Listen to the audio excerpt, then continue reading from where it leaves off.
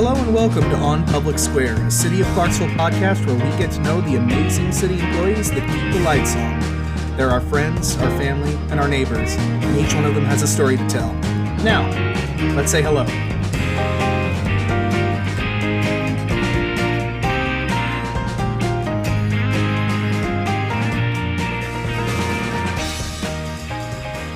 And welcome again to On Public Square. I'm your host, Casey Williams, and we're back again for another exciting episode. This time, as far as hosts go, it's just me. Jimmy Settle is out celebrating his anniversary, so I am here, and I have our wonderful guests to myself. I have here some members of the community, Marylou Mattingly and Joseph Gutierrez, who are here to talk about the upcoming AAPI Heritage Month celebration that will be held in Clarksville. Marylou, Joseph, thank you so much for coming in to talk with me today. Thanks for having us. Marylou, can you tell me a little bit about yourself? I know you mentioned that you are the president of the local Filipino-American Association and executive vice president of the National Federation of Filipino-Americans, as well as being a committee member on our local AAPI group. Yes, sir. Wonderful. Okay. My name is Marylou Mattingly. I'm the president of the Kadiwa Filipino-American Association in Clarksville, Tennessee. I also serve as the executive vice president of the National Association of Filipino-American Federations of Tennessee. And I'm also the executive vice president of the Filipino-American Chamber of Commerce of Tennessee. Wonderful. And are you from the Philippines by chance? I am from the Philippines, born and raised in Manila. Wonderful. Joseph. Yeah, my name is Joseph Gutierrez. I'm the executive director of API Middle Tennessee. Nowhere near as accomplished as Miss Marylou. Oh, no. but API Middle Tennessee is a nonprofit organization that serves Asian and Pacific Islanders. We're working towards racial justice by building API community, lifting API voices, and celebrating API identities. Wonderful. For those unfamiliar with the term AAPI, Asian American Pacific Islander, what all does that term entail? Who all is included in AAPI? Yeah, that's a really broad term, and I think it's important for people to recognize it's a socio-political identity, right? Mm-hmm. Like that the people that can identify as Asian or Pacific Islander, that encompasses more than a third of the world's population. We're really thinking in really broad strokes. You can probably characterize like East Asia, like China, Korea, Japan. Southeast Asia, like the Philippines, Thailand, Vietnam. South Asia, which includes the Indian subcontinent, so India, Pakistan, Bangladesh. And then you would think about the Pacific Islands and also like the U.S. territories. AAPI Heritage Month coming up in a few weeks in May. How did that get started? What's the history of AAPI Heritage Month? Well, actually,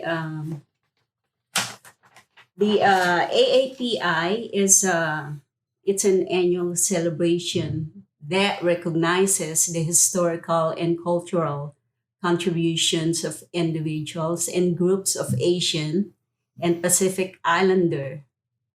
Let me add Asian American and Pacific Islander descent to the U.S. It is celebrated in May, dedicated to celebrating the cultures, traditions, and histories to remind everyone of the contributions that Asian Americans and Pacific Islanders have made and the challenges that they have faced and continue to face. Yeah, definitely. And, I think a lot of people sometimes ask, why celebrate in May? And, I think it historically is tied to two kind of major facts that happened in May. So it recognizes the first documented Japanese immigrants to come to the United States on May 7th in 1843. And then also recognizes the completion of the Transcontinental Railroad on May 10th in 1869, and which is very dependent on Chinese labor. So recognizing those 2 days. And there's kind of a long history in the United States too about, getting it ratified and recognized sort of at the national level. Really interesting. I actually didn't know that about the railroad. Completion date. It was completed on May 10, 1869, and they call it Golden Spike Day, which marks, of course, the completion of the transcontinental railroad that was built with significant contributions of Chinese workers. They were paid very, very little and worked 6 days a week. And it said that anywhere from 10,000 to 20,000 Chinese immigrants contributed to the project by laying down tracks and blasting tunnels from California to Utah, where the Union Pacific met the Central Pacific Railroad. The hazards of the job, including tunneling, explosion, avalanches, and rock slides, led to the deaths of hundreds, if not thousands, of Chinese workers. Interesting. I'm glad you brought that up. I think probably when we talk about AAPI Heritage Month, most people think about it, and it is an important part, the celebration of culture and heritage, but I think the history and the recognition of some of that difficult history is something that is maybe talked about less than it should even. I'm glad you brought that up. Yeah, no, definitely. I think, people don't actually ever grasp how long Asian history is interconnected with the United States, right? The first Asian people to be documented to ever come here were Filipino workers on Spanish galleons in the 1500s when they landed on Spanish trade ships. So that history goes back a really long way, and I think people aren't sometimes aware of it. So I think, celebrating it in this way is really important, recognizing and, just sharing this history. Sure. I believe I read several years ago that there was evidence of Chinese explorers reaching North America long before Europeans did, or at least officially did, not counting maybe the Vikings. I don't remember the years, but I believe some of the Chinese treasure fleets and early history reached California and Oregon, if I remember. It's something I saw that was really interesting. But really cool.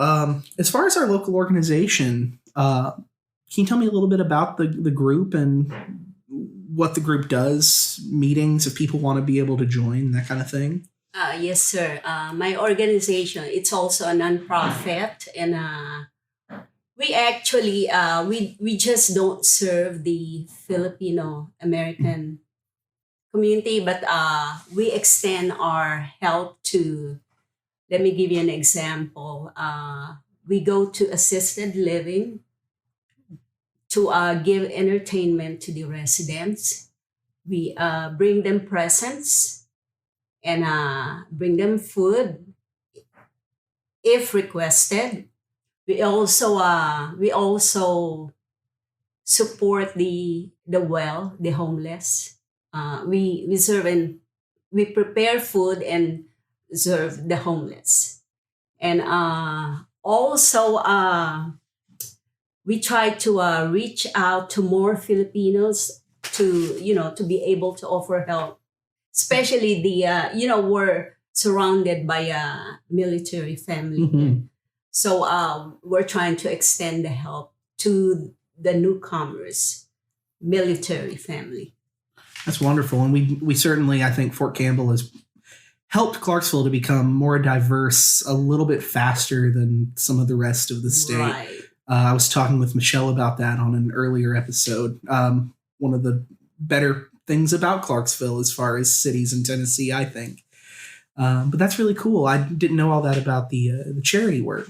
I love that. So, If someone wishes to join, is there anywhere they can go to find info? yes, we have a Facebook page. It's called Kadiwa Filipino-American Association. Please send us a message if you'd like to join us. Thank you. Wonderful. And I'll link that Facebook page Thank you as so well much. so that people can find it easily. When did you join the group? I've been with the group for more than 5 years. So I've been the president since 2021, and they haven't impeached me yet. So I couldn't imagine. I'm just joking. And what about you, Joseph? Yeah, so API Middle Tennessee, we're a really new nonprofit organization. We officially incorporated in 2020. And a lot of our work has been shaped by, rising anti-Asian sentiment because of the pandemic and then the Atlanta spa shootings as well. So a lot of our work has been kind of reactionary. But if we were paint our work in really broad strokes, we focus on community building. So we host community events. A lot of our work centered in Nashville, but we're really excited to be expanding and doing more work here in Clarksville, Montgomery. Have we seen that decrease at all since COVID is sort of, I'm not going to say COVID is not over, to be very clear, but as things have kind of gone on and perhaps a little bit more status quo has been reached, has that sentiment improved at all, do you feel like? Yeah, I feel like there is like a lot of representation or more popular representation in Asian Americans and Pacific Islanders in media, and I think that's helped a little bit. But, here in Tennessee, it's also really hard to sort of document. So, I think a lot of the times, anti-Asian sentiment and, like sort of casual racisms doesn't rise to the actual level of violence where it might hit like a police report or something like that. So it's also really hard to document sort of those cultural attitudes and like discrimination and issues that our community faces. So. And also, let me add to that. There's a group that has launched a Stop AAPI Hate Coalition that they formed on March 19, 2020 to track and respond to violence, hate, harassment, discrimination, shunning, and bullying of API people. Yeah, and Stop AAPI Hate is really good because it is like sort of this alternative method for people to report like these casual incidences of violence and racism that might not just ever get documented anywhere else. So there's a level of data gathering and trying to put together. Do you work with larger like national groups, perhaps like the Southern Poverty Law Center or ACLU or anything like that? Yeah, so our organization was really intentional not to work with larger national organizations when we first got started. Particularly, it's because so much of the discourse at the national level is really focused on Asian Pacific Islander communities in coastal areas, where like you're looking at California, Washington, New York, where the demographics just are so different, right? And to give a few quick facts about the state of Tennessee, we're really looking at 3.5% of the total population of the state of Tennessee being Asian Pacific Islander. That gets a little bit higher when you get to like more central areas like Nashville, even Clarksville, Montgomery, Williamson County, and Memphis. But still, there's some areas where the population goes as small as like less than a single percent. So. Interesting. I know as well, our populations have been growing so much urban with people coming from those coastal areas like California, Seattle, New York. And I'm curious if that's led to a market increase in those numbers. Yeah, no, definitely. I mean, I'm from California, so I moved here 10 years ago because my wife's from Murfreesboro. But I totally get that. And, I think it's Asian Pacific Islanders are the fastest growing demographic group in the country. It's important to really recognize there's a lot of spending power, a lot of economic power, but also, a lot of disparities within that identity, right? So you have a lot of people who sit above with higher levels of income, but then you also have immigrant and refugee populations that have very little income. So there's a lot to encompass there. Sure. What part of California did you move here from? Yeah, I grew up right outside of Long Beach, California. Oh, very cool. Yeah, but it's been nice. I like living here and it's been fun. I have some friends I've been trying to visit down in Chula Vista for forever now. I want to go so bad. I've been in the San Francisco airport for all of an hour, and that's my experience with California. That was on the way to Portland, but I want to go back. It looks great, and I want to visit some friends. Yeah, definitely. But that's awesome. Well, I love to hear all that, and it sounds like your group has done a lot in just a few years. Is there a website or somewhere that people can maybe donate? Yeah, definitely. So a lot of people can find out different ways to get engaged, and if that's making a donation or figuring out more about the work we do, they can go to apimidtn.org or just follow us on social media at apimidtn. And we're on all platforms: Instagram, Facebook, TikTok, even. So just follow us and get connected. So about the event coming up in May. Correct. It is May the 19th, I believe. And this episode should be airing May the 5th. So May the 5th be with you. And please go make sure you have this event on your calendars. Where will the event be held? Times, all that kind of thing? Over at Wilma Rudolph Event Center The doors open at 4, but officially it will start at 5:30 until 9 p.m. Wonderful. And what can people expect? People can expect entertainment, various food from, of course, different Asian Pacific countries. Yeah, so you can also explore a few different things. There'll be a lot of different booths to explore different pieces of Asian and Pacific Islander heritage. So a lot of different groups will be coming out and having a few displays or interactive activities. Right. It'll be really fun for families to come. We'll have a lot of events or activities for children to participate in and stuff like that too. And along with all the great food vendors from here in Clarksville, it should be really fun. And it's free, and a lot of prizes will be given away. Free is a magic word.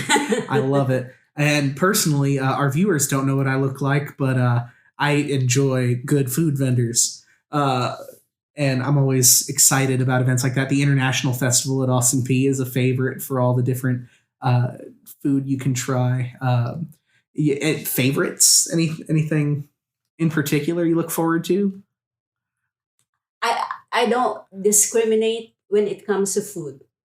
I eat 99% of the food. If I try something that I don't like, I don't eat it again, but I'm a food lover. You and I have that in common. Problem. Love it. Yeah, and I'm actually more excited for a lot of the cultural performances. Mm-hmm. If some of the listeners were able to come out to the event last year, it was really fun. There were a lot of cool performances from different cultural groups, dances, and like song and dance. So it was really fun. We had about 750 people, imagine, last year. Okay, so this will be the second year. Right. Wonderful. Awesome. Sounds like it's going to be a really good time. I'm excited to go myself. Me too. Free. I'm excited to eat. Do people need to RSVP? Is there like an Eventbrite no, or anything? sir. It will be open to the public, and there will be a lot of food trucks of Wonderful. different countries. Okay. People love food trucks. I know that is a favorite for these types of events. Very cool. Well, I think I just want to invite everyone. Hey, it's once a year. Please, we just want to share our history, culture, tradition. So please join us. Yeah, and definitely, I think, API Middle Tennessee is really excited to contribute and help be a part of this process and putting this event together. So we're really excited to see people come out because, I think the most rewarding pieces of my job are really finding times and moments when Asian Pacific Islanders come together and, they might not have felt connected to a community before. So I think events like this are really important in bringing people together. That sense of community is certainly important. And thank you all for all the work you all do to make events like this happen. I cannot wait to go. I cannot wait to try some new food, see some great art and performances, and learn a little bit more about history and just have a good time with it. Again, thank you all for coming out. So don't forget, May 19th. May 19th. Door opens at 4. It will officially begin at 5:30 p.m. May 19th is on a Friday, so right after work. Love it. Love it. Thank you all, and thank you very much. Thank you.